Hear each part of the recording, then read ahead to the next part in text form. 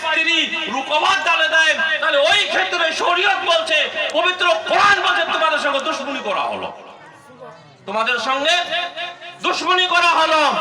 যেই সকল স্ত্রী নিজের স্বামীকে দেখবেন, অনেক জায়গায় চাঁদা করতে যায় জালসার জন্য, মাদ্রাসার জন্য, তার স্বামী বলছে 100 টাকা দাও, ওখান থেকে বলছে 100 টাকা দিতেই হবে, 50 টাকা দিলে তো হয়ে যায়।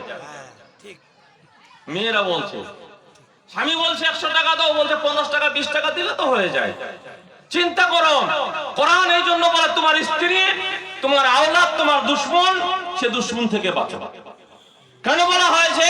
এই ক্ষেত্রে বলা হয় যদি আপনি নেক কাজ করতে যাচ্ছেন, আপনাকে রুকওয়াত ডালে, আপনি দোকানে বসেন, ছেলে আড্ডাবাজি করতে গিয়েছে, ছেলেকে বলবেন বেটা ওঠো তো নামাজ পড়তে যাবো আমি, বলছে আপনি বসেন, নামাজ পড়ে পড়বেন কি বা যেতে দেয় না বাবাকে, এরকম হয় না? কাজ করতে গিয়েছে, বাবা বেটা এখানে কাজটা করে, আমি নামাজটা পড়ে আছি, ছেলে করবে না। এই ক্ষেত্রে যদি আলে আওলাদ বাপ মাকে নেক কাজ করতে গিয়ে রুকওয়াত ডালে দেয়, স্ত্রী নিজের স্বামীকে নেক কাজ করতে গিয়ে বাধা দেয়, ওই ক্ষেত্রে কোরআন বলছে তারা দুশমনি করলো আপনার সঙ্গে। ব্রাদার ইসলাম, আমরা দুনিয়াটাকে আগে রাখছি, ধর্ম মাযহাব দ্বীনটাকে পিছনে রাখছি, এই জন্য কামিয়াবি না।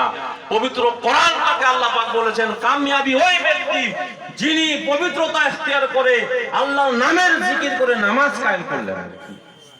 তো ব্রাদার ইসলাম, এই আয়াতের মধ্যে দ্বিতীয় আয়াতটার মধ্যে কি বলা হয়েছে? ওয়াম্মা মান খাফা মাকামা রাব্বিহি ওয়া নাহান নাফসা আনিল হাওয়া ফাইনাল জান্নাতা হিয়াল মাওয়া। যে ব্যক্তি আল্লাহর দরবারের হাজিরিকে ভয় করে, অথবা প্রত্যেক মানুষকে, আমি এইভাবে সুরলি বক্তব্য করতে পারবো না, আলহামদুলিল্লাহ মৌলানা আনসার, আমি মনে করি এলাকায় হিসাবে আমাদের যেগুলো বক্তা আছে, আমরা পাহাড়ের বক্তা 5-6 হাজার 10 হাজার টাকা দিয়ে নিয়ে আসি, এটা দেখে যখন টাইম দেওয়া যায় আলহামদুলিল্লাহ ভালোই বক্তব্য করবে। যা আওয়াজ কিংবা নাফিয়া কালাম ওইগুলো পাহাড়ের বক্তা তো ওইগুলোই করে আর কি। হ্যাঁ, যাই হোক, আমাদের নজরিয়া বনে গেছে, একটা পরিবেশ বনে গেছে, একটা পাহাড় থেকে আনতে হবে। তা আমি সুর ধরে বলবো না, কিছু কাজের কথা বলবো। প্রত্যেক মানুষের ঈমান আকীদা এটা আল্লাহর দরবারে হাজির হতে হবে, হবে কি না? কোরআন থেকে প্রমাণিত, পবিত্র কোরআন সূরা বাকারার মধ্যে আল্লাহ পাক ইরশাদ করেন, কাইফা তাকফুরুনা বিল্লাহি ওয়া কুনতুম আমওয়াতান ফাহিয়াকুম সুম্মা ইউমীতুকুম সুম্মা ইউহয়িকুম সুম্মা ইলাইহি তুরজাউন।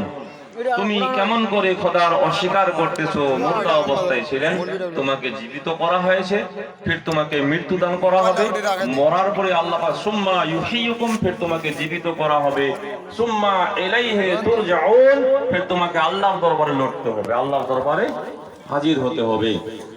তো বিরাদান ইসলাম, প্রত্যেক মানুষকে আল্লাহর দরবারে হাজির হতে হবে।